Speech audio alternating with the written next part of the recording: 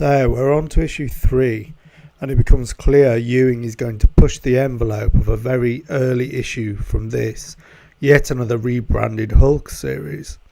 But this series is unlike any Hulk series Marvel have previously published, though it does often give me equivalent thrills to my favourite Peter David and Dale Keown arcs.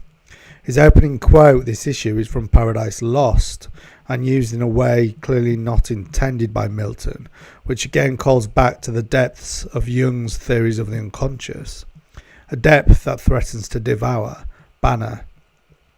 But the way Ewing scripts this issue's radical experimentalism is clearly a nod towards the human being's massive vulnerability in subjectively stating the facts of an event, and the media's own issues in attempting this. I clearly wasn't paying too much attention when I first romped through these pages, but Ewing sets up this narrative conceit with 4 full-width horizontal panels, each panel representing a different point of view.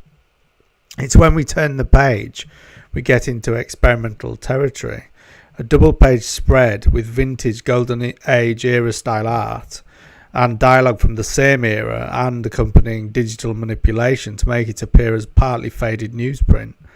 That's right, Ewing took us on a tour of a horror-inflected Hulk for 2 issues, before then moving into this homage to the superhero style he eschews. Next, lo-fi indie, then teen romance.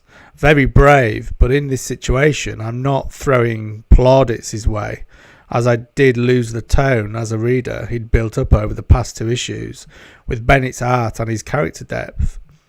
We return to a more suitable style just as Ewing returns to this idea he's presenting of a green, irradiated, hell dimension-ish place.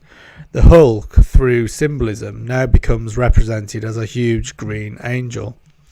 We return to the teen romance style, and I do appreciate the idea of stylistic difference, flipping the nature of characters as protagonists and antagonists. But I was just enjoying this Hulk run too much to actively want it to change this much. Reassuringly, we do return to Ewing's tried and tested limb breaking of a comparatively weak male character for this series. And then we return to some suitable horror art again and a gory panel I'll avoid showing here, but you can see the aftermath with Hulk's healing factor kicking in. From angel to devil, mirroring Ewing's choice to flip between perspectives. We skip through art and story styles, finding the Gamma female's body, then attempting to dodge responsibility for a death, and Hulk again the villain for crushing a car. Our journalist summarises the stylistic narrative device here with, these points of view add up to something bigger. Banner is, after all, 2 people, and that is what this Ewing run is about.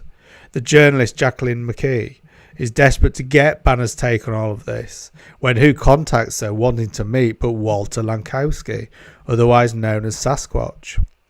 Ewing gives us a mirroring of Banner with Hulk in the mirror, so to speak, hooking me back in and leaving me hoping the next issue will be all Joe Bennett.